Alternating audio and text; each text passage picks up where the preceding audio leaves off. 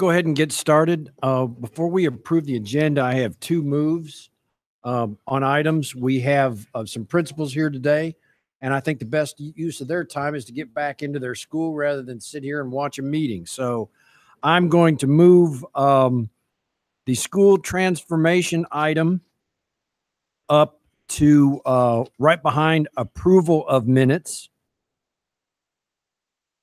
and also school improvement update right after school transformation. So we'll start off with approval of minutes, and then we'll go to school transformation, and then we'll go to school improvement, and then we'll go to Abeyance course planner. Okay? Are there any other changes, additions, deletions? If not, I'd like to get a motion to approve the agenda. All in favor? Aye. Okay. Approval of minutes. Have in your package the draft minutes from our November meeting. Are there any changes, deletions, additions as you look over the minutes?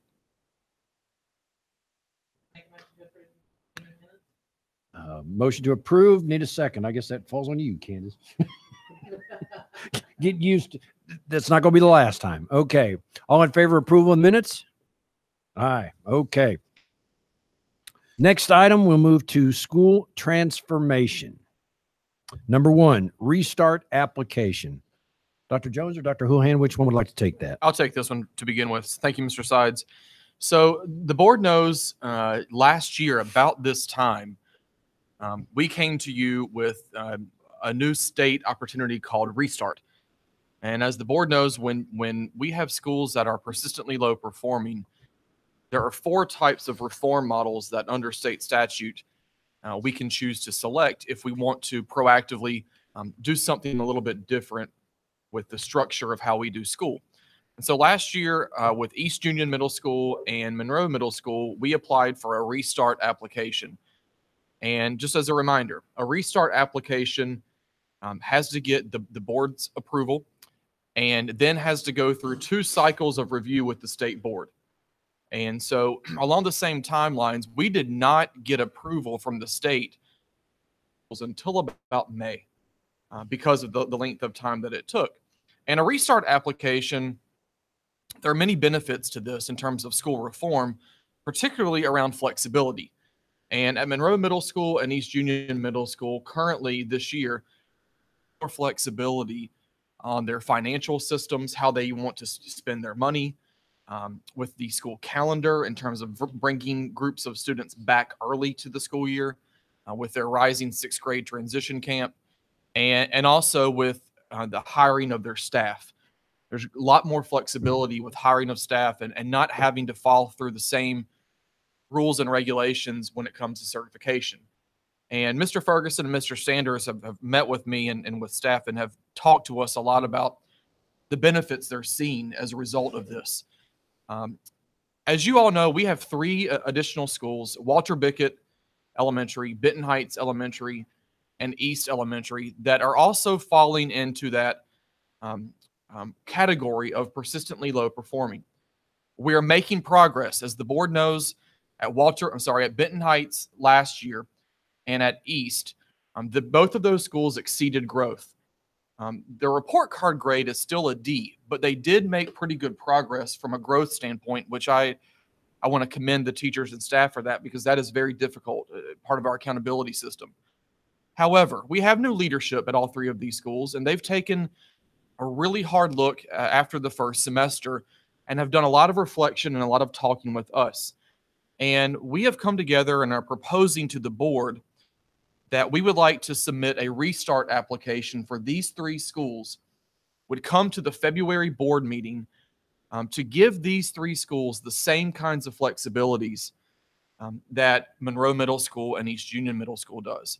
The reason for doing this, number one, is because we really believe that with those flexibilities, we'll significantly change a lot of the way we do business and give these schools a lot more freedom to do things differently in terms of bringing kids back early to school, paying teachers out of different funds that they currently cannot pay for things like extra duty to tutor, and other hiring, when they have vacancies, a lot more greater flexibility to hire staff without having to follow along the stringent certification lines that most schools have to follow along. The other part of their application that we're looking at is the amount of time in school. The students in these 3 schools all feed into Monroe Middle School, and those students predominantly all feed into Monroe High School.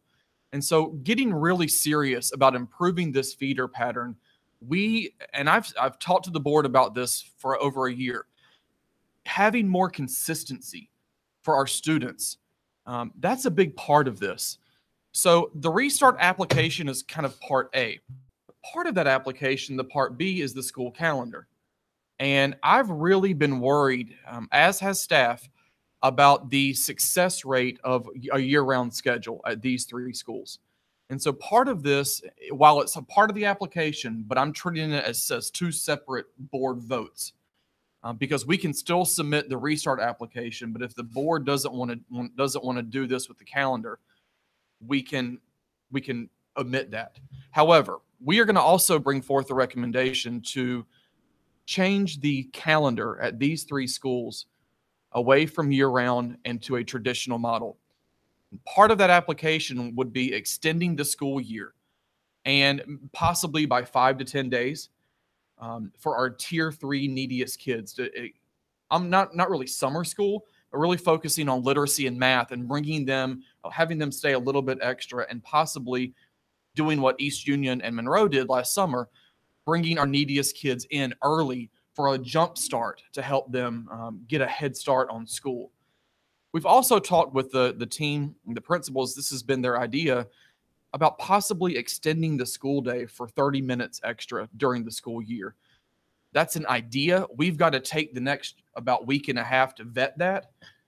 The restart applications, of course, will be submitted to the full board for review as part of your board packet before the meeting, and we'll be glad to update you. But we're floating around these kind of innovative ideas, but we firmly believe that our kids need more time in school. And the restart application and moving to a traditional calendar, we think both of those entities will give us different structures at the school level that will only help these schools get better. All 3 of these schools, to my understanding, and Dr. Jones, you can correct me, have been on the year-round calendar for many, many, many, many years. Absolutely, late 90s. Late 90s. And so this is a pretty big change. And the reason that we're proposing that change, over the course of the last 5 years, really 5 to 7 years, when the state took away the funding for tutoring during intersession, including transportation and other aspects, we saw an immediate decline in student achievement. And since that point in time up through now, when you look at attendance rates at your feeder middle schools and high schools, when you look at achievement in these schools, we and the principals have come to me, we do not have the data to support that students are being as successful as they could be given the inconsistencies with the year-round calendar. So I'll stop there, and we'll take questions from the board. We've asked the principals to be here if you have questions. We've asked them to take the next 2 weeks to really get stakeholder input and feedback. They've begun that process with their staff and faculty. They started that yesterday. But getting parents involved, making sure that parents and the community is aware of this possible change. But again, this would have to come to the full board for a vote and an approval in February. So I'll be glad to take questions, or Dr. Jones or any of the principals. So just for clarity, the calendar has to come to you're seeking approval today for the calendar or the restart program? I'm asking the curriculum committee today to make a recommendation that these items both go to the full board for review in February. I have the year-round calendar. Is it still 185 days as well? How many days does year-round go? 180, or is it 100? It's close to the same as the traditional. I think traditional is like 179 and year-round might be 178. They're not, because it's year-round, it doesn't mean there are additional days that are built in. Okay, well, I didn't know if it was the That's same correct. amount of time as our traditional schools or not. It's interesting, at one time, it was a part of that, but that's one thing that has changed over time. Okay. And by extending the school day, just even by 30 minutes, how will that, because this is going to be a trickle effect, how's that going to affect bus routes, funding for that, et cetera? Because we're going to obviously have to have additional funding for additional buses because they're not going to be able to get back to the middle school and high schools in time. Right. I've talked to Mark Strickland with that, and he and Dennis Covington are working on that model right now. If there is any additional cost, which to your point, there very well might be, we would obviously have to put that into our budget recommendation for next year. And I'll be honest with you, if we are not confident that that budget recommendation would go through, then we cannot put that 30 minutes extra into the restart application. So I'm not going to put it in there unless we're confident that it's doable from a financial standpoint. Okay. And if we bring some children back, are you asking to bring some children back or the entire school back a few days early, or just the neediest kids early? And how do you decide on who comes back? Even starting, I'm assuming, is it just 3 through 5? Is it K through 5th? To be determined. Okay. Okay. I know that when we did this with the middle schools last year, it was an all call to every rising sixth grader. Okay. And Well, that's a little bit different that's a little bit because different. because they have, all of them have EOGs. Correct. But it's not till 3rd grade that we have the end of grade testing. But if we can see an issue already developing in K through 2, shouldn't we go ahead and ask those kids to come back early? I mean, Absolutely. wouldn't that help alleviate some of the problems later down the road? The big grade level that I won't say that we're concerned with, but is kind of the first one that you've really got to get a handle on from a literacy standpoint is 1st and 2nd grade. And so one of the ideas that and all of them are shaking their heads, if we have, But I'm sorry to interrupt you, but even kindergarten is Even your kindergarten. foundation. sure, And if they don't have a strong foundation in kindergarten going into 1st grade, if they're not meeting their reading levels in kindergarten, wouldn't it be wise to bring them back to establish there's no cracks in that foundation? absolutely. It's a great idea. And, to be honest with you, a lot of schools across the nation put a lot of emphasis on 3rd through 5th grade because that's where their accountability is. Right. But if we can get in our youngest children, kindergarten or even pre-K, kindergarten, 1st and 2nd grade, those 10 days extra, because the board last year, if you'll remember, we have several pots of funding that we redirected to 6 of our neediest schools. Right. One of those pots of money is for quote unquote extra time, tutoring during intersession. I have no plans to take that funding and do anything different with it next year. I'd like to continue to allocate that to these 6 schools for consistency. So they are going to have the funding in their budget to bring these children back, including transportation, including paying teachers extra. That will not be above and beyond what they're already getting. So based on the school's data, if they feel like as principals, it's K1 and 2, and that's where we need to hit the target, which I believe in all 3 could very well be, then yes, that will be what we would do. Okay. The other piece about this, remember, you have 2 of the 3 schools that are dual language this year in kindergarten. So bringing your dual language kids back for kinder and 1st, that might also be a way to jumpstart kind of their school year. And again, the calendar change, to be clear, would not take effect until the fall of 18. Yes.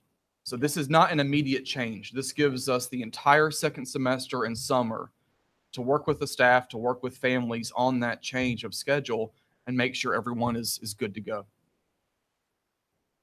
Is part of the research of the data, did you find a significant, I know we had talked about this before, a fluctuation in middle school and or high school attendance because older siblings had to take care of that were on the year-round schedule that missed their school because they had to take care of a younger sibling? Did that seem to be conclusive? That was the case? We did find evidence when we pulled the principal's monthly report, which gives the attendance for that month and gives a rating. When you look around the 3rd or 4th month, which is around that October period, that you're going to find intercession at the elementary schools or that time, the students are out. And then you look around January, that 5th, you saw a decrease in attendance at Monroe Middle School, the school we specifically looked at, because in looking at that, we did see a decrease. Well, then it sounds like to me, actually, then the year-round schedule is a detriment to any older siblings that are having to be caregivers for their younger brothers or sisters. And so unless there's some outweighing factor of why it helps the actual students in the year-round schedule, you're affecting the whole family by having year-round in the elementary level. Is that fair to say? I think it's a fair statement. I was thinking about this last night as a parent. Having a child in middle school and a child in elementary school, if you have one on a regular schedule and one on a year-round, that's got to be difficult from a management standpoint. And so if you have now your same family on the same type of instructional calendar, I believe from a family perspective, that could only make things easier from a logistical perspective. And certainly family resources have a lot to do with it. You know, if there's access to childcare, they have access to programs. And certainly that's a challenge for many of the families in this community. Private childcare is not set up to handle someone on a year-round schedule in elementary school, correct? I mean, you don't go to a private daycare operation and just set it up for, I mean, they're set up for the summertime on the traditional calendar, but not a year-round. So you're looking for a family member or something that can provide the care. You're doing what you can to find those resources. Yes. Okay.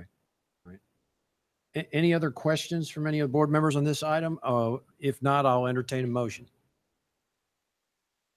We can do each item separately or Let's do it separately. all-inclusive. Well, we're going to vote on it separately.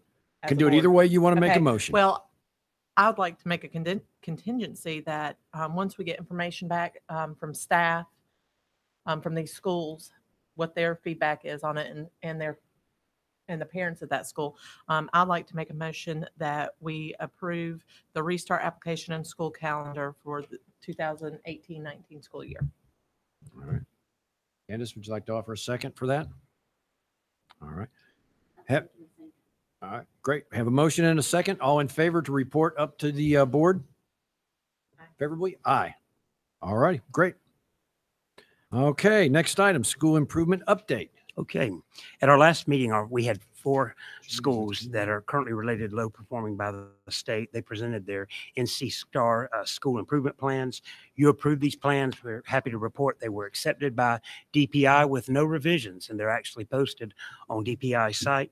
We have continued to monitor and support these schools since that meeting and making sure that we do what we can from teaching and learning as well as school performance, and the superintendent, all of us coming together to support. Since the time we've met, we've had school mid-year benchmarks that have taken place, as well as formative data that the principals have to look at mid-year to be able to decide what they're going to be looking at as far as instruction in the upcoming semester, as well as on the 5th and 8th of January, school performance hosted a meeting with the superintendent and other stakeholders to come and to hear mid-year progress. And they actually went through looking at staff and looking at test scores and looking at resources. There was a thorough mid-year review that also took place. So that is continuing, and we're continuing to look at supporting and monitoring.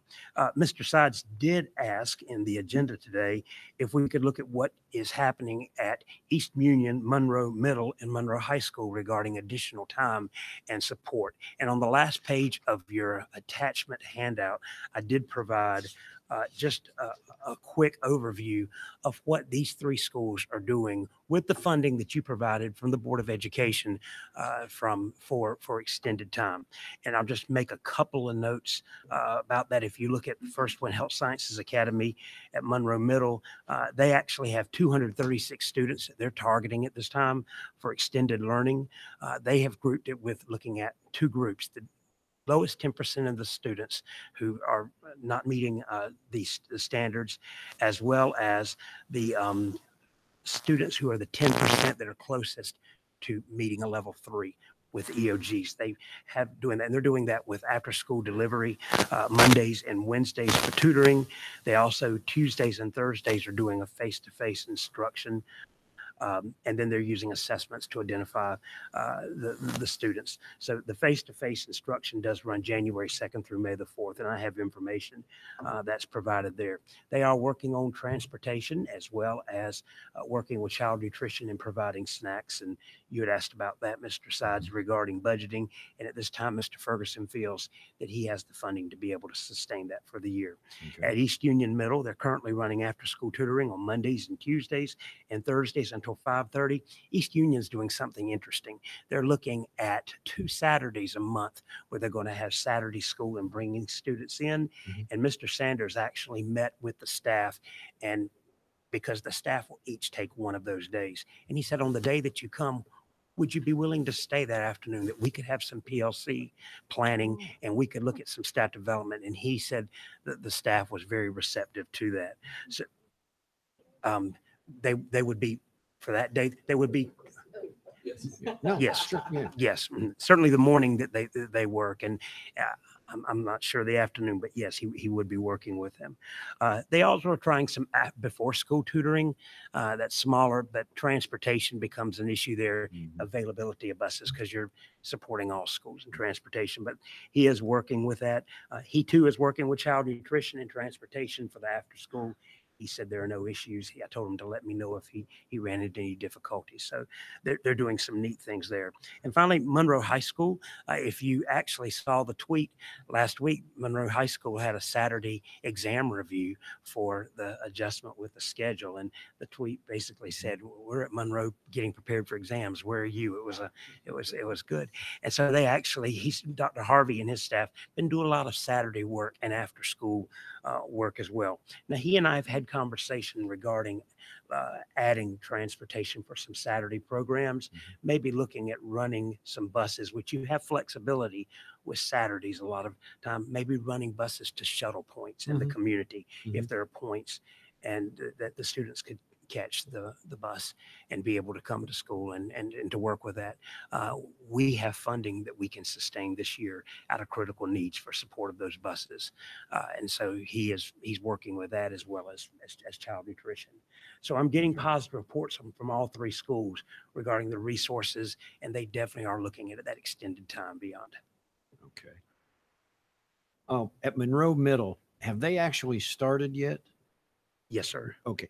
Do you know, or could you find out for us out of the 236 targeted, actually what kind of attendance they're having?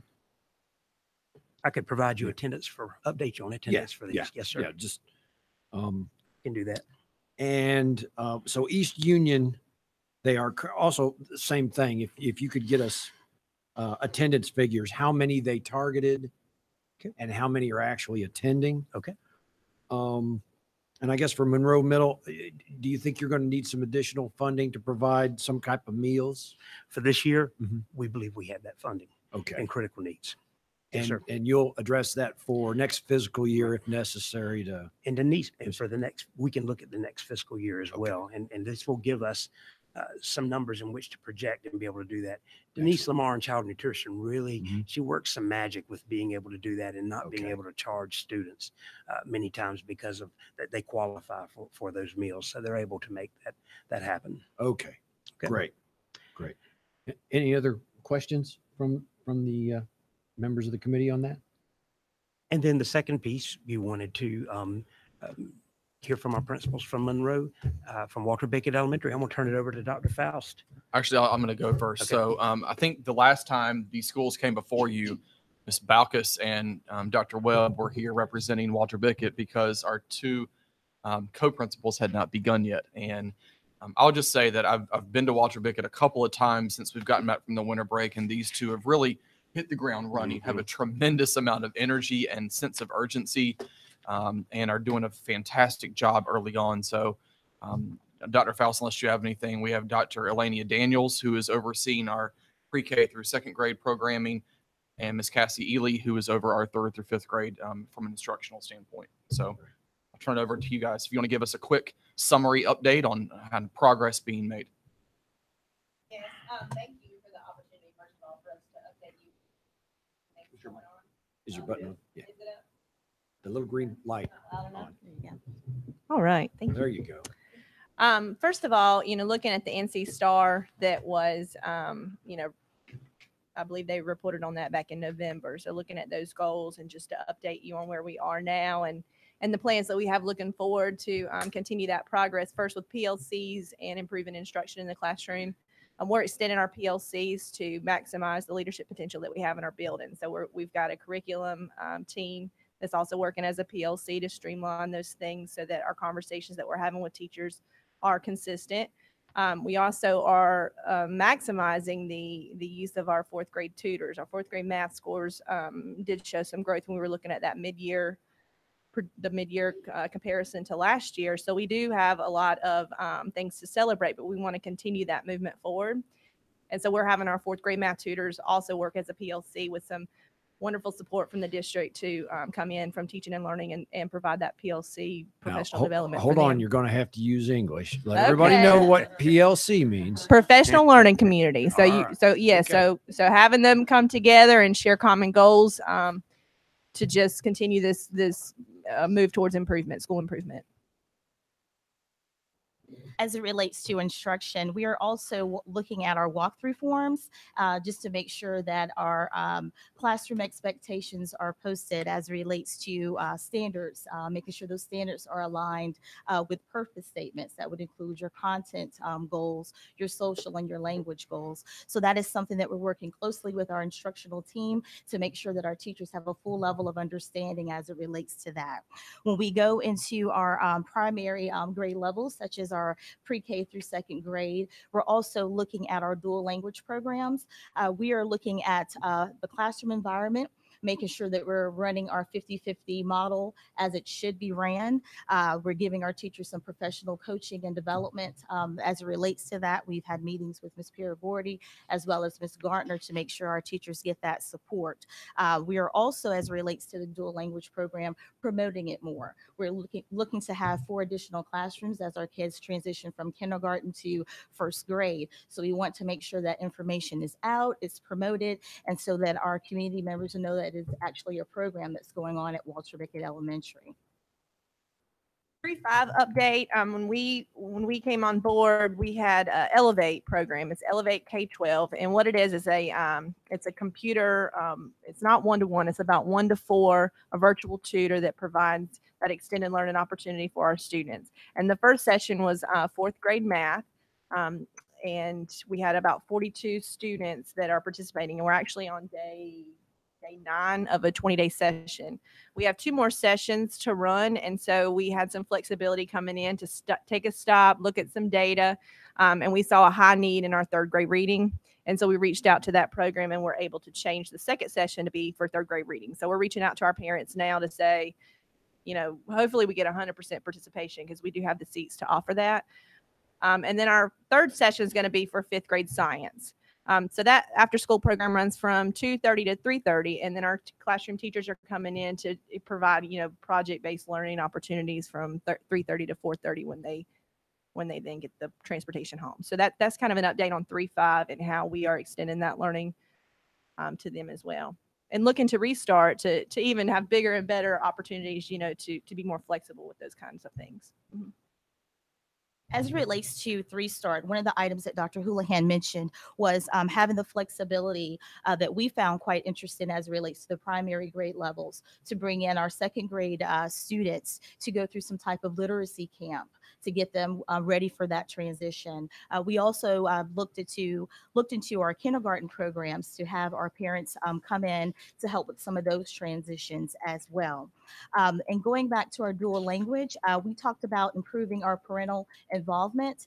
Going forward, we are going to have an opportunity for our parents once a month to come in so our students can showcase all the great things that they're doing and learning as it relates to our program. So that is something that we have to look forward to this coming month in February.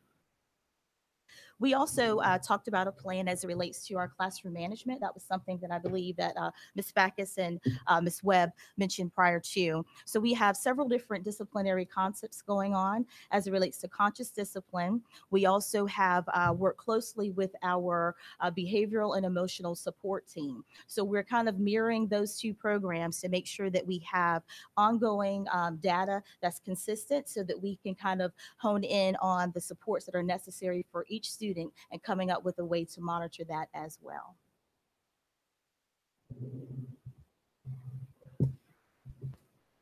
Thus far, how and- involved are what? I'm sorry. No, go ahead, please. I'm And sorry. I was just going to say, does members of the committee have any questions? So please go right ahead. I do have a question. So, how involved are our parents? Like, you're sending out communication. Are the parents like responding?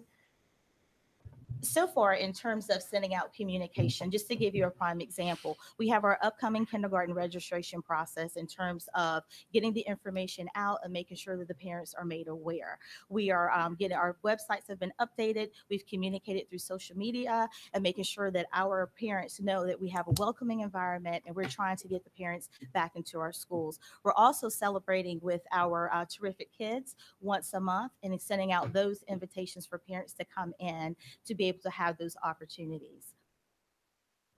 The only thing I was going to add to that was just we're really focusing on celebrating their children because that's our end. So once we can bring them in to celebrate their children and to allow them to feel comfortable in our building, then we feel like we're going to be able to start that conversation about how would you like to join our PTSO. So we're taking advantage of the opportunities to celebrate the awesome things our kids are doing so that we can maximize that opportunity to get them in more. I'll just add from Ms. Sturdivant,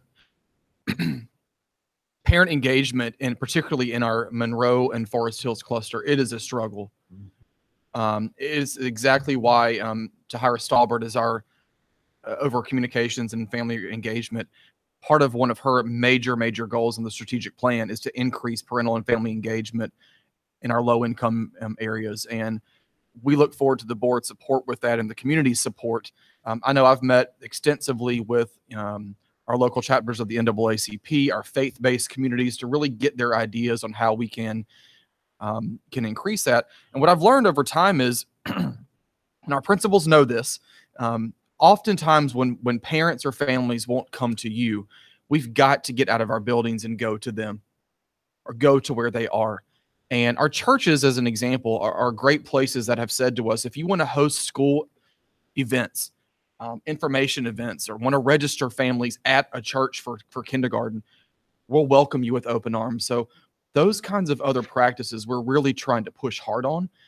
And we've also learned, and this should be no surprise, that often when you offer a meal and childcare for your younger siblings or younger children, they will come. Making sure our families know that we have welcoming environments and that school is a good place, and that when you come to school and you talk with the principal, or in this case the principals, it's not that anyone's in trouble. It is, we want to make sure our parents and families understand what's the great things happening for their kids and what they can do to partner. So I don't want to sugarcoat it. It's a struggle, but we are working very hard and are very dedicated to improving that area.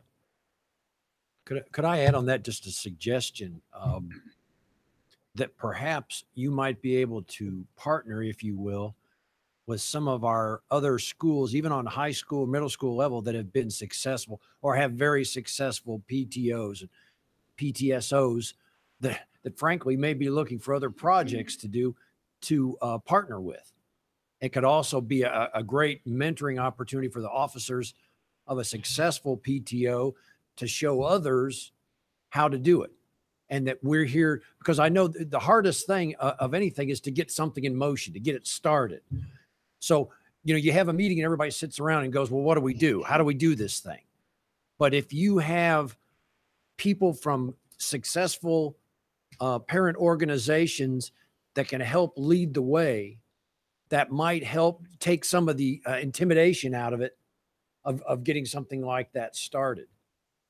The other thing is we've had discussions previously, and I want to reiterate that I think it's essential, particularly for Walter Bickett, that we make sure that we are doing everything we can to do have a successful pre-K program, that every need is met, whether it's Head Start, pre-K, NC pre-K, what were all the programs again, but whatever it takes, even if that amounts to local funding to supplement other dollars, to make sure that every need through a coordination, and I know Dr. Huan, you mentioned you're working on that, a coordination of all of those groups and organizations to make sure there is no waiting list for preschool for any student going to Walter Bickett, from a compilation of all those organizations.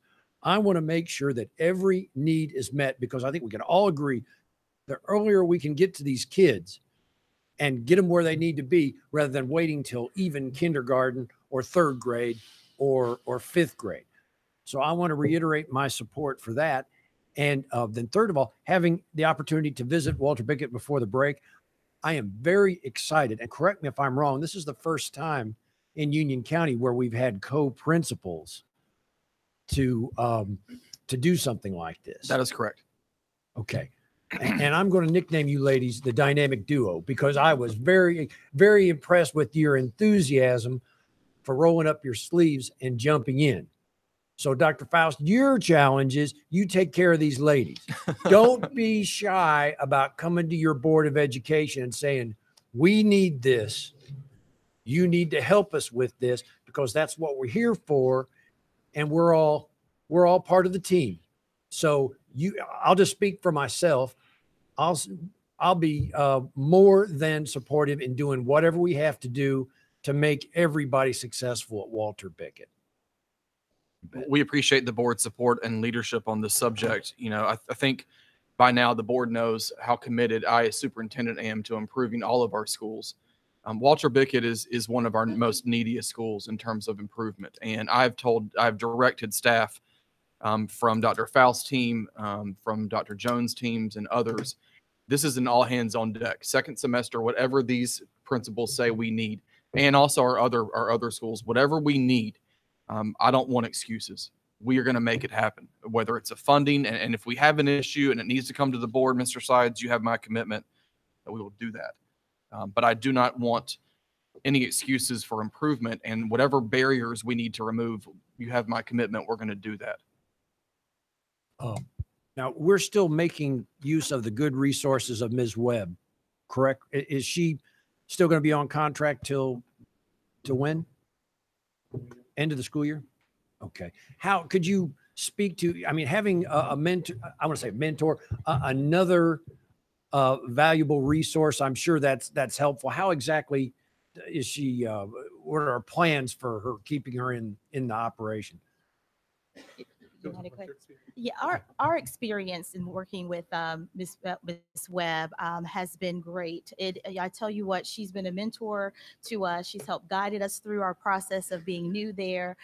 She is working in the capacity of an interim administrator, but she handles a lot of our discipline concerns. She handles a lot of the AP roles and responsibilities as it relates to safety and security throughout the building, our resources within the building as it relates to materials and things like that, organizing our book rooms and making sure that we have the information necessary for our kids, as well as being that parent and community contact, that link.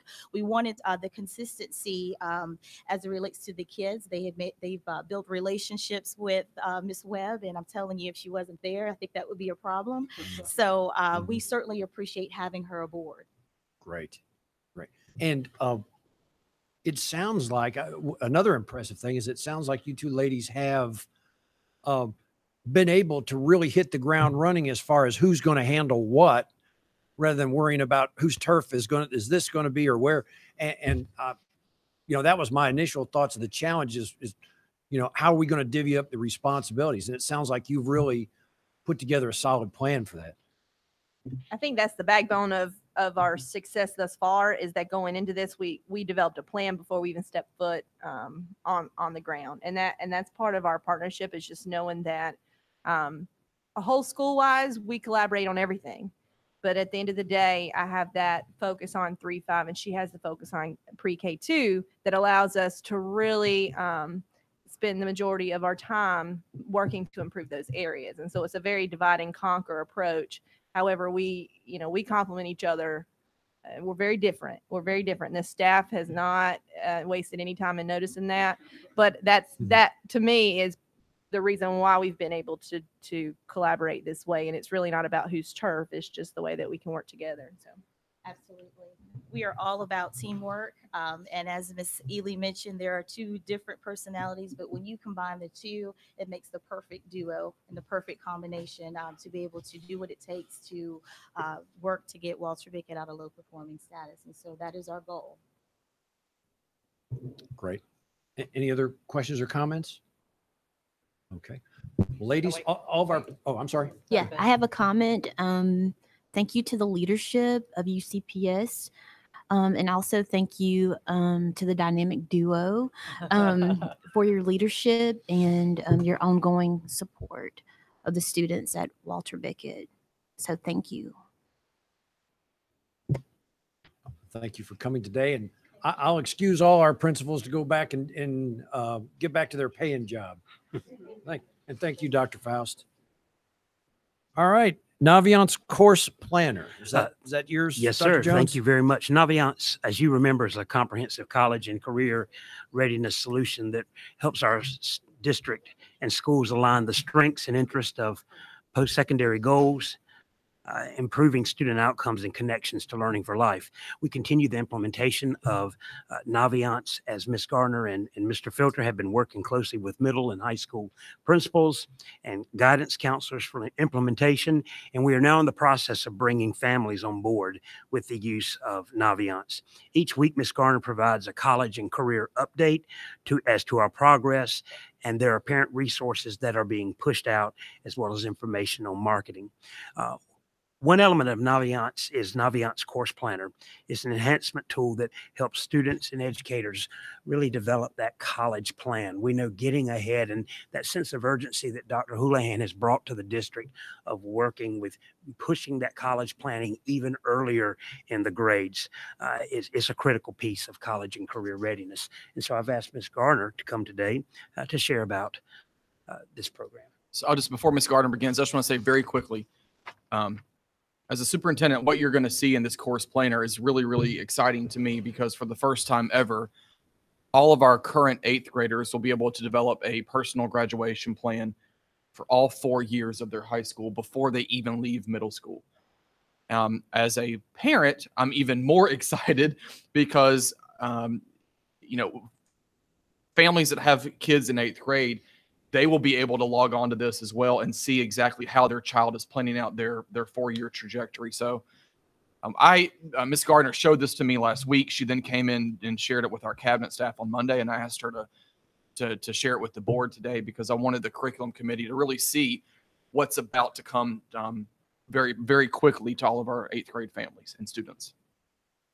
So Robert and I are launching this as a joint venture between the Departments of College Readiness and Career Readiness, because we want to make sure that students have options no matter what their post-high school plans are. So what we're going to do for you this morning is just take you through the student view of the course planner. So we will be, Robert and I, during the month of February, will be training 8th grade teachers at every one of our middle schools. And then they are going to then hold a session with all of the 8th graders where they sit with them and they go through this course plan. Now, a couple things to remember.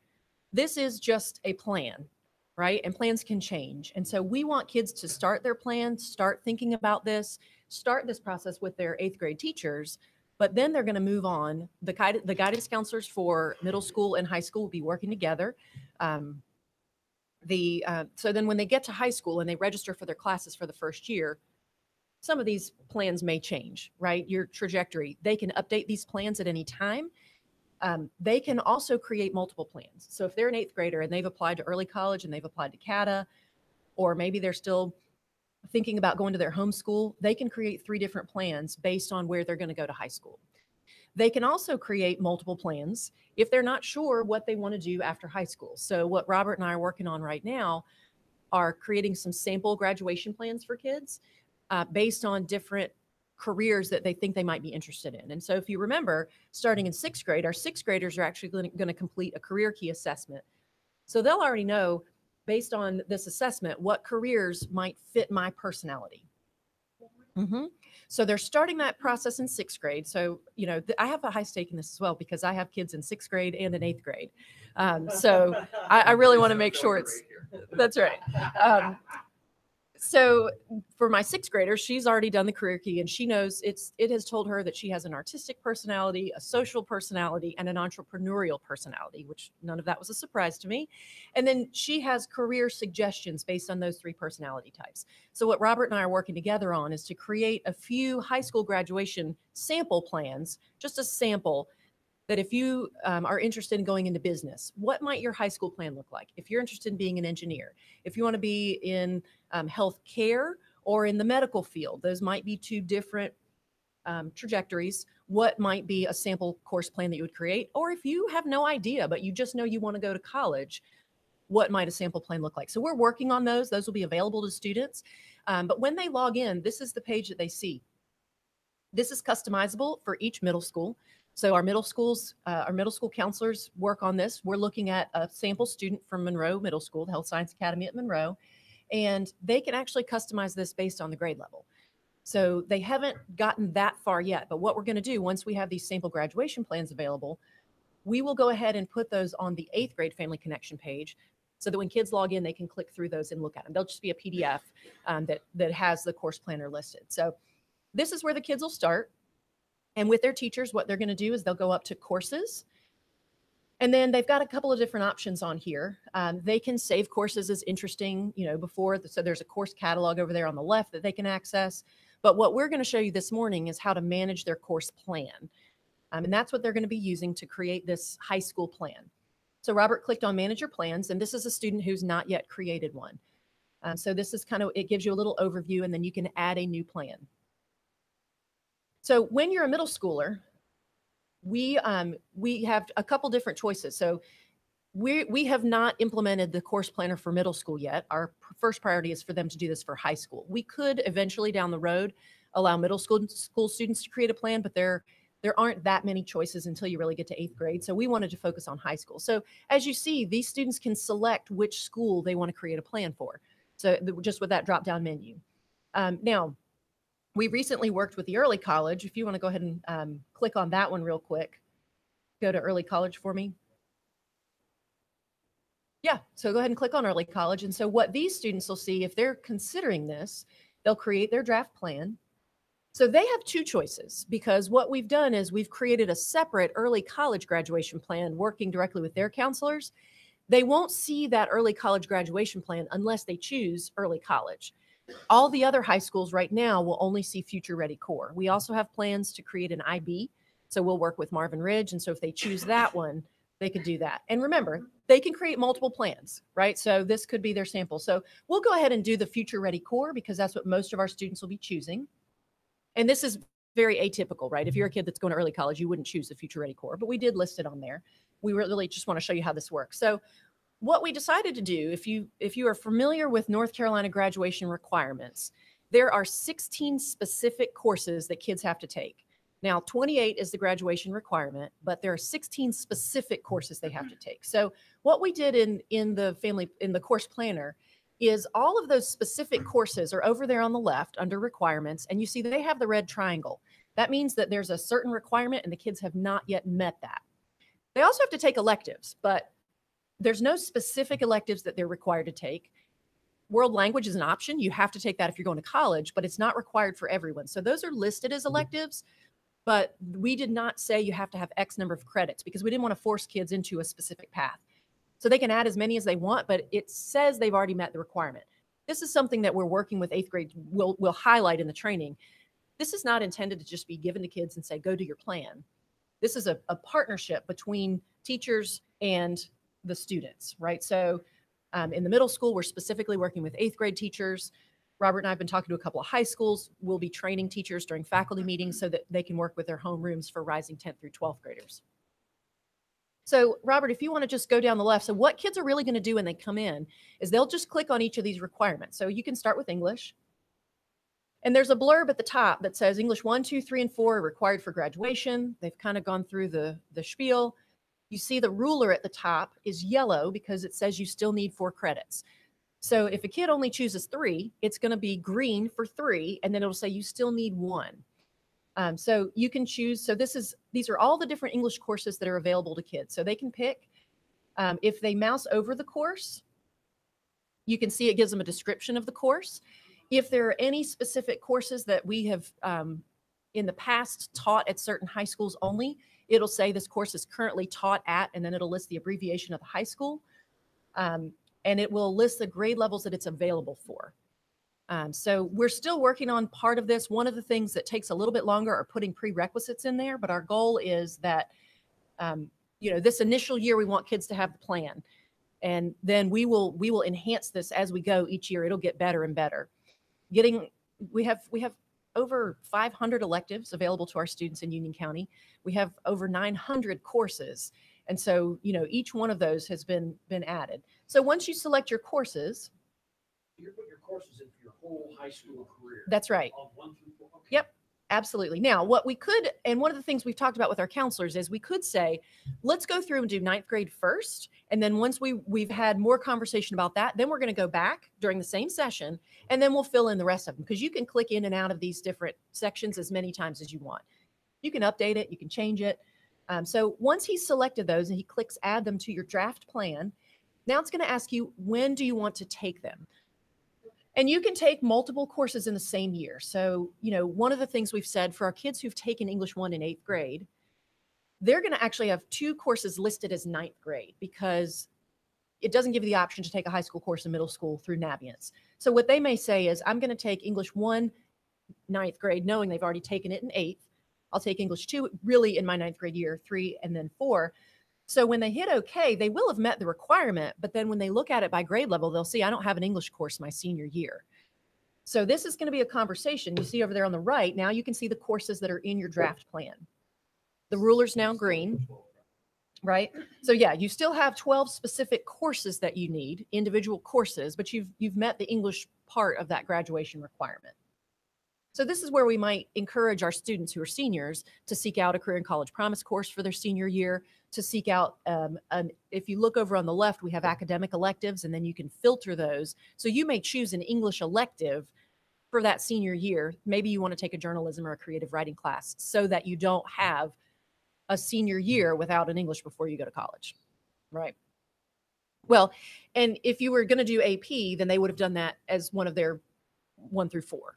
Right. So most likely a kid who takes 8th grade English 1 would probably have chosen that. So they can do that right in here.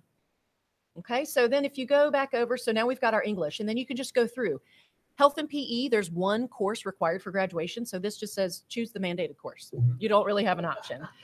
And it says, when do you want to take it? So the same kind of plan. 9th grade is typically when students take it, and we hit OK. And then it updates over on the right. You can see under 9th grade, we now have health and physical education. What we've done with some of the other courses, I'm going to go specifically to science, is that we broke these out by the specific graduation requirement. So Earth Environmental is a graduation requirement that you have to have one of these specific courses. So you can take AP, Earth Environmental Science, and then we have the Advanced Environmental Science Topics. It's a companion to that. You can take honors, you can take regular. So, you can add those. Kids can also add them to their interesting courses list if they're not sure they want to sign up for it, but they just want to remember that that course is there. You saw when you mouse over the course, it gives you the option to do that. Add to my interesting course list up at the top there with the little light bulb. And so now it's on a separate link when that first landing page happened, when they clicked on courses. It'll have my interesting courses, and it'll list all the ones that you've clicked through and saved. Now, this will not go pass through the system to actually register students for classes, will it? No. And so what will happen is, once you've gotten a few more, so Robert, go ahead and choose a Earth Science Honors, and we'll get a couple more in there so we can see what it looks like. Okay, so you've chosen that one, and pick a biology, and then we want to show you what this will look like for the students. I was going to say, why don't we just say, okay, we've gone through and we've done Yep. this. Then what happens? So go back up to the top. And so what you can see, we have 1, 2, 3, and then we have review and finalize. So this is where kids can look at their plan in a couple different ways. The first one up at the top, we have 3 tabs: view by requirements, so they can see by English, and it'll tell them you need to select some courses in math 1 through 3. It needs work over there on the right. You can also look by grade level. And so this is the plan that we are going to ask them to print. And at 2 of our schools, we're going to pilot not using the big registration card, instead using this and then printing this out. Your parent will sign the bottom of it. And then this is what you'll use to put your courses into the PowerSchool Scheduler.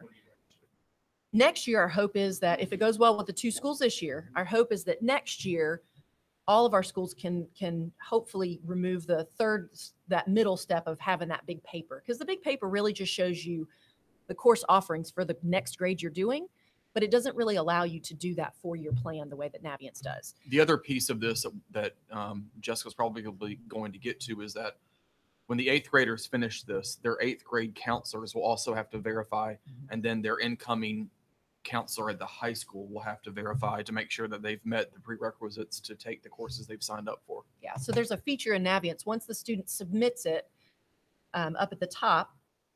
So we'll have this once we're ready to go with this. Since we're just in a sample student, we don't have it. But what they'll be allowed to do is they'll actually be able to go in and submit that. Their counselor, it will be locked until your counselor sees it. And so your counselor will go in and they'll look at your plan and they'll click approve. And then you'll be able to make changes again if you'd like. But once you submit it, your counselor will then have to make changes. Do parents have access to this? Yes. So parents have access in 2 different ways. The first way that you immediately have access is to sit down with your student and say, go to your student landing page, click log in, and go to your courses. And let's take a look at this. That's the first way. Every parent right now can do that with their child. They can open up their Chromebook at home, or, if they don't have internet access, find a hotspot, go and do that. The second way is that parent access codes can be picked up at the school. These are ready to go. Every parent should have an access code. If you've not registered with a PowerSchool parent portal account, it's not going to have your first and last name. It will say Jessica's guardian in there. And so you'll have to come and show your ID either way, and then they'll give you a little access code where you can go and create an account. If you go to the Union County homepage and go to the college readiness site, there are some parent documents on there that it's a parent quick start guide of what can you do in Naviance. There's a front back blurb that has all the different pieces, the features of it. And then there's a quick 3-step tutorial of how do you find Naviance and how do you create an account. So it's super easy. Every school's webpage has a link under the Parents tab that goes directly to Naviance Family Connection, because each school has a different login link.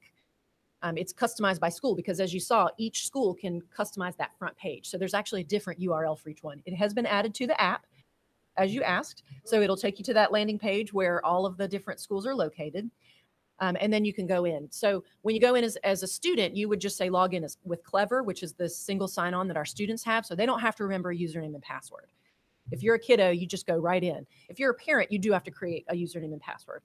It is recommended that you use the same one that you would use for your PowerSchool parent login, but you set that as a parent, a different access code. This also a good tool for helping forecast what the classes. Absolutely. So that was the conversation that we had when we talked about this in cabinet, is that if I'm a principal and I have all my incoming 9th graders say that when they get to 11th grade, I want to take AP Computer Science Principles, and I don't currently have a teacher, that gives me 2 years to plan for how am I going to make that happen. So it absolutely can be data that we use for that. And there are several different reports that we can run. We can look at all different kinds of pieces with this. How many students are actual? So all of our students in grades 6 through 12 have an actual live account, and all of our grade levels have some type of specific task that they are required to do.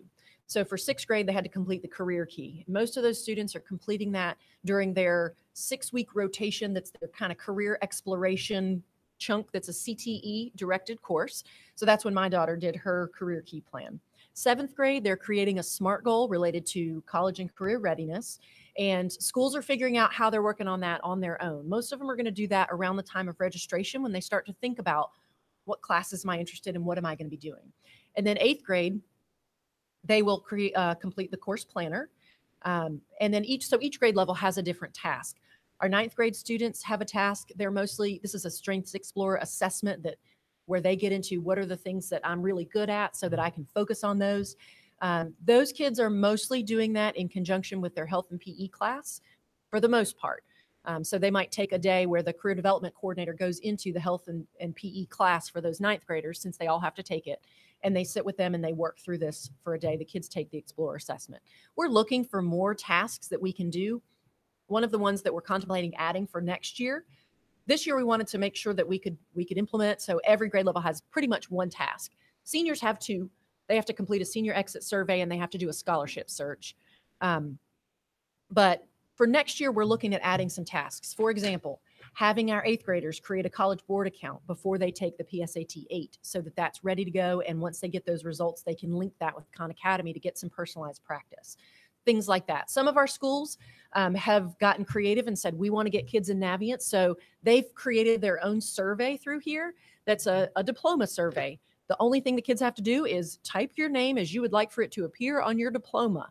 It gets kids in Navients, make sure they have the correct spelling and all those different pieces. And so next year we may say that we want all of our schools to do that. So we're kind of getting our feet wet, and we'll add tasks as our counselors get into this and give us suggestions, as our principals do. There's a ton of potential for how we can use this tool. I'm really excited about the course planner. Can you, one final piece, and then we'll, because of time, we'll end with our questions. Can you talk about the alert, or whatever we want to call that, that will be at the top regarding colleges? Sure. So once we have this ready to go, up at the top, you see 1, 2, 3. There will be a 4th choice up there that says scan your plan. It's this really cool little animated meter, and it has different levels on it. And the meter will scan your courses, and it will determine, based on all the data that Navient has collected from students across the country with similar courses weighted similarly, what is your likelihood of getting into a 2-year school, a 4-year school, a 4-year selective school, or a 4-year highly selective school. And the meter will go and it'll land on where your plan is. And if you say, gosh, I really wanted to go to Yale, but mine only showed up as a 4-year university, not the highly selective, I can go back and shift my courses. So when we input the courses, we had to indicate what level the course was. And so that in the back end helps that scan your plan feature weight the different course plans that our kids have done. It's pretty fancy. Is it not too late for an 11th grader to use this? Our plan is that everyone will use it. Right. Okay. It is not too late. The other piece that we're working with technology services on, and this has proven a little bit more challenging, but they're on it, is that we are working to pull in the courses from our students that they've taken any of their high school courses. So we're actually going all the way down to 7th grade, because that's usually when kids start taking high school courses. So any high school courses that kids have taken from 7th grade through 11th, they're really close. We were talking about it yesterday. That will be pulled into Naviance automatically. And if the course codes match the required course codes, they will automatically populate into their plan. So if you're an 11th grader, and the hope is that before the kids actually do it, that information will be pulled in. I think it'll be done by the end of the week.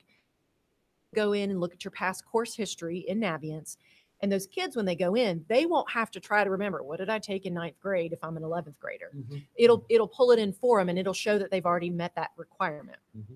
So that's a fun feature that we'll be working on. But I was thinking more in terms of some of the career selection criteria. Yeah. That, you got an 11th grader who still doesn't know what they want to do. Right. And so you can not only base it on what they've already taken, but some of the electives they electives and some of the things that you're suggesting for middle school to help them select a career that they might be best suited for.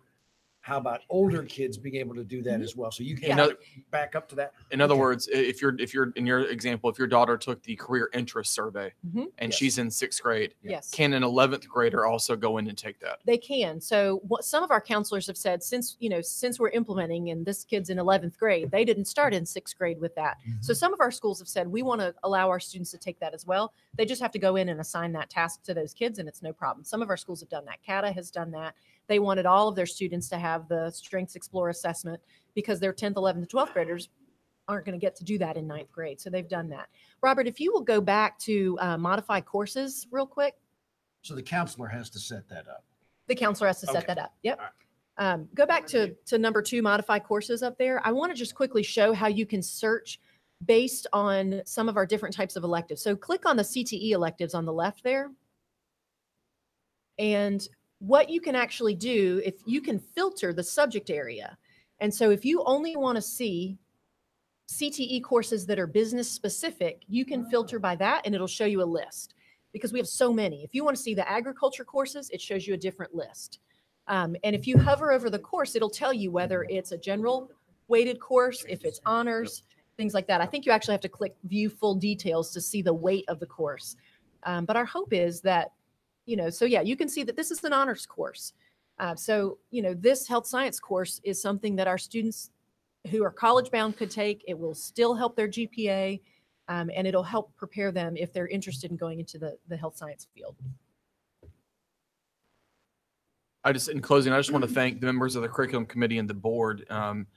We all brought this idea of Navient to you all last spring as part of our really a big comprehensive effort to increase awareness around college and careers. And until you really see all the features, I don't think you as a parent or as a board member can really understand how cool this stuff is. And I think for our kids, they will fly through this. And this will be, I think, pretty easy for them to complete. But it solidifies the idea that we've got to begin these conversations around college and career much earlier than your 11th or 12th grade year. And this is one innovative tool that helps us as a school system do that. I will say too, our counselors still haven't explored all the different features of this. It's brand new for our counselors. We've been doing training with them.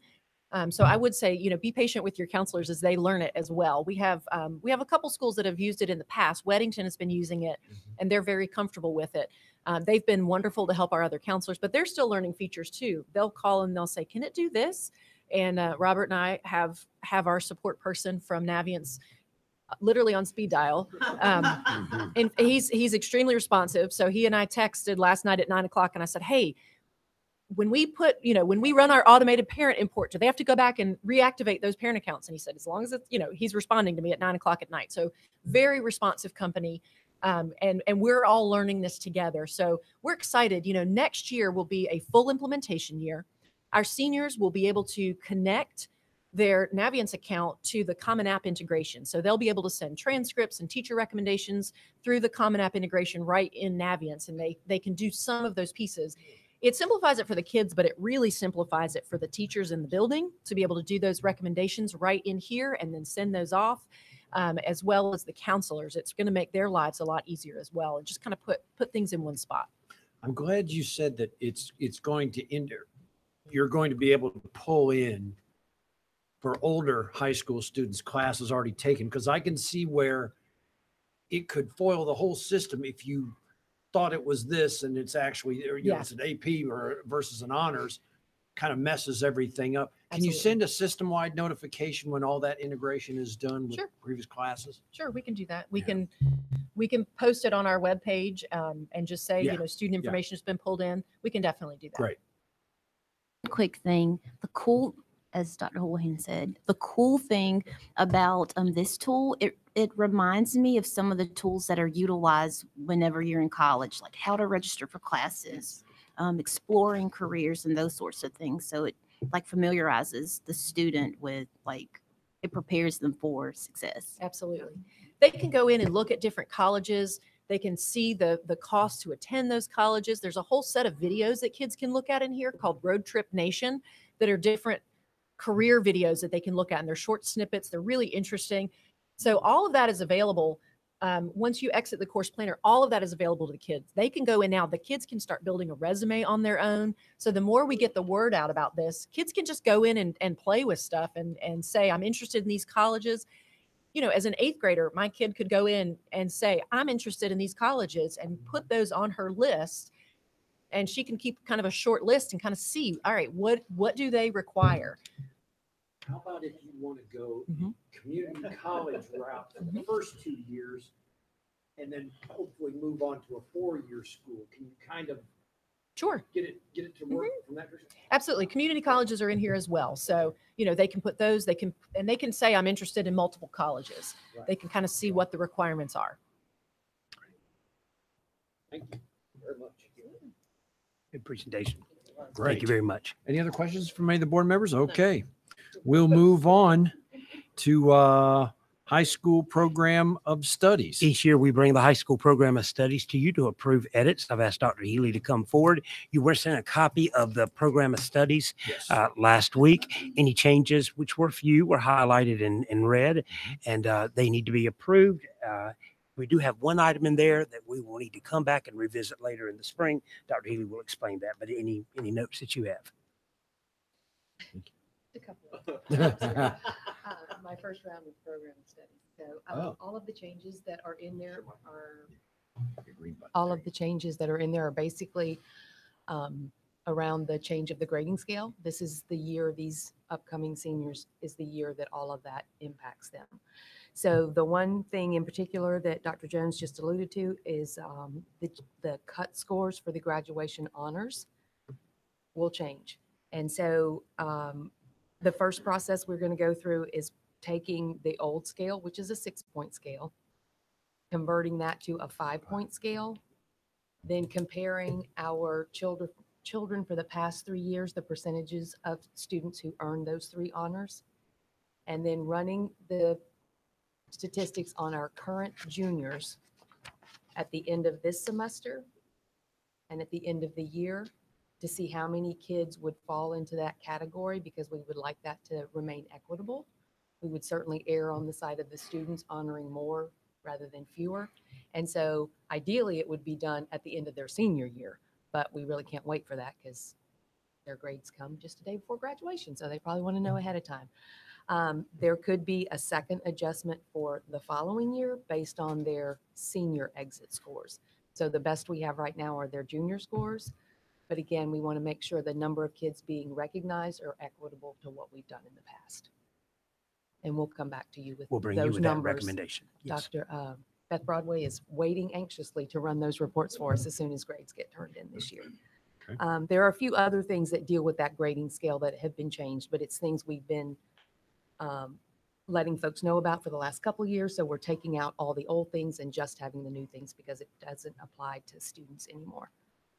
One of the other things that it's, again, not a change, it's more of a clarification. Our students can do grade suppression, whether they failed a class or passed a class. And so we tried to clarify the wording in here so it's easier for students to understand what they're getting themselves into if they decide to do that with something that, of course, they've passed and would like to do better in. And then how that impacts their GPA and their class rank and their maximum potential and those kinds of things. So any questions you have about what you saw, the other changes? Most of them are minor. That's the only one that's kind of a big thing.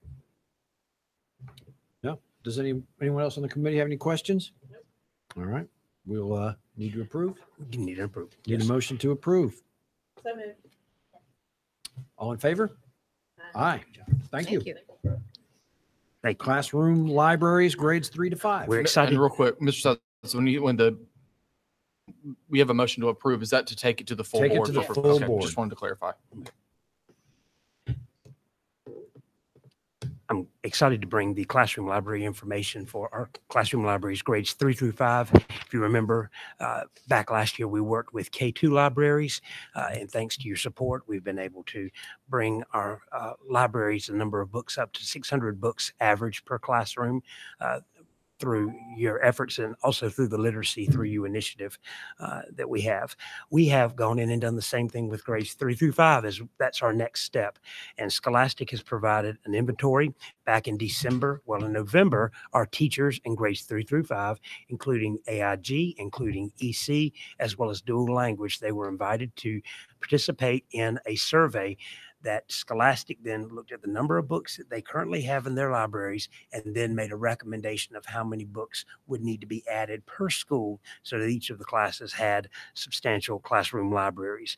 That survey was completed at the end of November. However, we had to go back for a couple of schools that had some technical issues with the survey. So it was completed in December. Rashawn Morris from Scholastic, they have fielded and looked at all of the inventories and have books ready to recommend by teacher the number of books for their classroom libraries. Now, these are grades 3 through 5, so you're seeing more chapter books. And of course, chapter books are a little more expensive than the picture books. You're looking at about $1 to $2 more per book. I have included in the handouts the actual proposal that comes from Scholastic, and you see the number of books that are recommended per school. This is the same process we followed with K2, and this would be the books that would be sent to the teachers by name. They would be inventoried into their classroom libraries for grades 3 through 5. We do on the second page note a savings that they have provided to us of $60,000 on the books. They also provide free shipping, which saves us 10% of the total order. So if you look at that by adding the tax, it's $715,437.65. We have saved money from textbook funds, and instructional resource funds from the state you can use to purchase books. We've done that through the years, particularly with our elementary program. So we actually have the money that we have saved, and it is available that we can apply. So looking at the inventory, our recommendation is that we would like to make this purchase and that this would go to the full board, as of course it is over $100,000, as well as the endorsement of the purchase of 3-5 books. Dr. Jones, if the committee and the board so approve, when do you expect delivery? She's ready to go. So I say she's ready to go. Ms. Morris is ready to go from Scholastic. They actually have the books pretty much staged and ready. Okay. So I would say they would be in late. Oh, yes, sir. Yes, sir. I was thinking later February. Coming out of is Missouri. When they would have. Yeah. But they were here quickly the last time, and we'll have the process ready for the teachers and the principals to get those books loaded in. Any questions from other members of the committee? If not, I'll look for a motion to approve and send it on to the full board. Thank you. All in favor? Aye. Okay. Had a lot of positive feedback from the K2. So this is something that we, Good. yeah. Good. Career Readiness Oversight Board. Union County partners with the Job Ready Partnership Council. This council identifies economic workforce development and advocates for strong CTE and career opportunities for students. A part of the bylaws of this organization are that the Board of Education approves the members of the committee who are a part of the Job Ready force. And so Mr. Filter needs to present that to this group so that you may review and a few items. He serves again as the liaison for the school system. And so you're looking for us to approve these members to be part of the council? Yes, sir. To So recommend onto the full board. correct. Okay. So new legislation. We've had been part of the Job Ready Partnership for 17 or more years, and so new legislation has required specific parameters that the superintendent or a designee is part of the board, along with the career and technical education director, who has been part of the board the entire time, the president of the community college or their designee, and then a principal that the superintendent assigns to be part of that board, and then at least a minimum of 5 additional community members. What I've provided here are current members of the Job Ready Board, as well as when the Job Ready was established, it was more industrial and manufacturing based. And so I've also added an automotive person here along with a construction person to make it broader spectrum, along with as well as healthcare. And then the legislation also allows for a membership committee so that if we want to add additional members, we can do that as well. And then the difference here as well is they have spaced term limits. So we divided the term limits 4, 3, 2, and 1. So they recirculate. So the people that are on 1-year terms then can be renewed following the first year, et cetera, and moving forward. Any questions from members of the committee? Or make a motion to approve and send it on to the full board? All in favor? Aye. Aye. Thank you. Thank you. Curriculum for reading and writing support. In our last curriculum item we have today, it comes from Mr. Sides, who requested information and an update from our instructional programming to support students with difficulties in reading and writing, particularly students with dyslexia. Our continued work, of course, with the SPIRE program, and how we can expand that into the middle and high school levels. And Ms. Jenny Webb, director of our EC programs, is going to provide an update for us. I have included her handout in your packet. Ms. Webb. Good morning. Good morning. Good morning. Is it on? Is it on now? Okay. Yes. The handout provided today was done by Ms. Carrie Rule, who is our EC literacy specialist. Carrie could not be with us today to discuss this because she is currently taking the reading research to classroom practice instructor assessment. So I'm very proud of her for attempting that, and that will help us to become hopefully a part of the North Carolina State Improvement Project and work more with some reading foundations and allowing her to do some of that instruction. So in looking at that, the updates for SPIRE, she's very good with these things, very visual.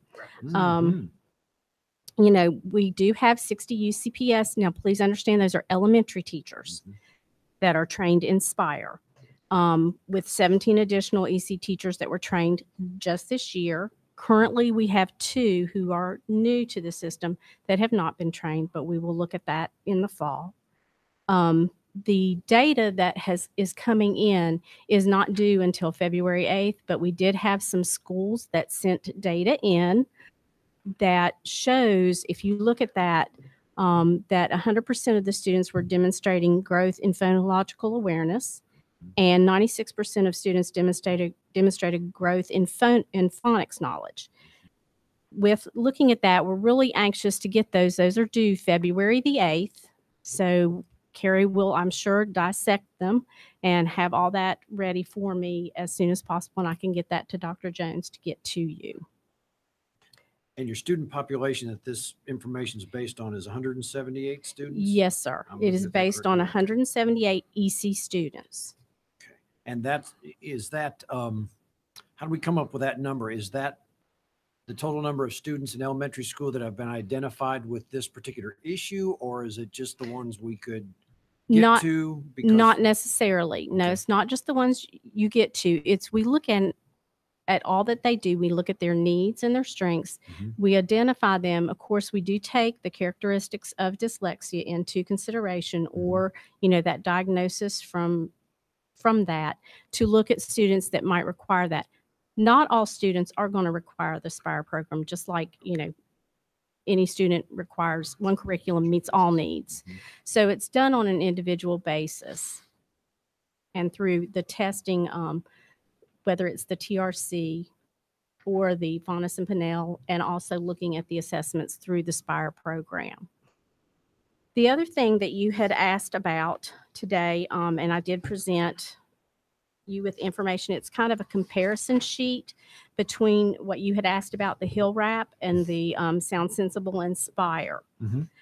Of course, SPIRE, again, is a comprehensive multisensory intervention program, and it looks at the 5 components of reading that are proposed by the National Reading Panel. It also is a structured phonetic intervention program, you know, and it includes the 5 essential components of the reading National Reading Panel as well. If you look at the philosophies, they're both based in Orton Gillingham. One was written by, you know, a fellow, which SPIRE was written by an Orton Gillingham fellow. Carrie did contact the Hill Center, but did not get any feedback from them. She tried several occasions to talk with someone there, but no one called her back to try to get a little more information. The grades that SPIRE covers, if you look, the K1 is through the Sound Sensible program. 1 through 8, grades 1 through 8 is Spire. We have not used Spire up to the 8th grade at this point. And I would like Carrie to discuss that a little more. The Hill Wrap does go to K-12. The student-teacher ratios are comparable. Time spent is comparable. Number of levels within the system, you can kind of look at that. And I think this is where they differ a little bit.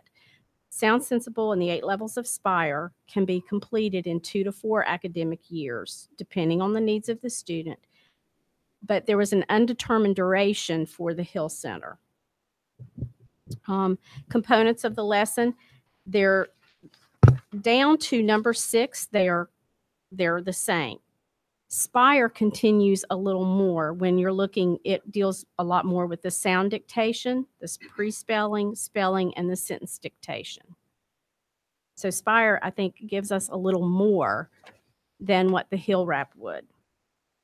With the development, you can kind of look at that, how it came about.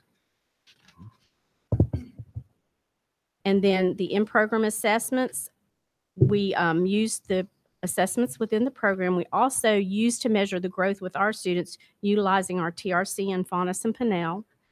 And then the Hill assessments, just a plan is created with that and monitored. With technology, there is a technology piece to Spire, but we do not subscribe to that at this time. The delivery of the Hill Wrap is totally web enabled and tablet based. So, but there is that component to Spire if you would wish to look into that, but it's pretty costly. And we're getting progress with what we have. The scope and sequence, Carrie included that. It's kind of small, but I can get that to you. We were unavailable to get the Hill Wrap because they're all copyrighted. So we were unable to get that. And professional development, we have provided, as you can see, the professional development below for the Spire. With the Hill Wrap, it's very intensive and from what I understand, very costly. So, in looking at it, there's a lot of similarities with, very minor differences. The thing that, we are looking at something to use for middle school and possibly high school. And I think we mentioned it before, it's MegaWords, but Carrie's going to do some more intense stuff looking at that and Hill Wrap. She's going to continue that, and maybe we can report on that the next curriculum. And you'd have a comparison with all 3. Okay. My intention, and I apologize if I wasn't 100% clear, is what I would like to do, what we've done Spire for elementary schools, I want to find the applicable program for middle school. Yes, sir. Just keep on matriculating up. And so I'll leave it to you folks, the professionals, to decide if it's Spire, if it's Hill Wrap, or if it's choice number 3. But my timeline is to make sure that we're ready for this year's fiscal year budget request. Okay. So, March, okay. All right. That's all I'm looking for. You Great. tell me what you want to do, how much it's going to cost, and Thank we'll you. find out a way to pay for it. We Okay? appreciate that. All right. Thank you. Thank you. Jen. Thank you for your update. All righty. Set future meeting date. And so we had recommended the last Thursday, and you went back and looked of each month to have a standing meeting at 8:30. How does that, do you want us to continue with that and see how that, would you be interested in 9 o'clock? You like to do 9 o'clock? Okay, we'll set the next one for 9 o'clock. We'll go a couple of months, see how that works, and we'll have this room. Okay. Any other business come before the committee? All right. I guess that's the next piece of business. All righty. Can I get a second to adjourn? We're all adjourned. Thank you. Thank you, everybody. Thank you very much. It's like, let's go. That's